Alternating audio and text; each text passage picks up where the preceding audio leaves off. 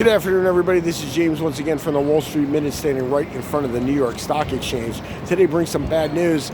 It seems that Silicon Valley Bank has been seized by regulators in what regulators are calling, I believe, the largest bank failure since the 2008 financial crisis.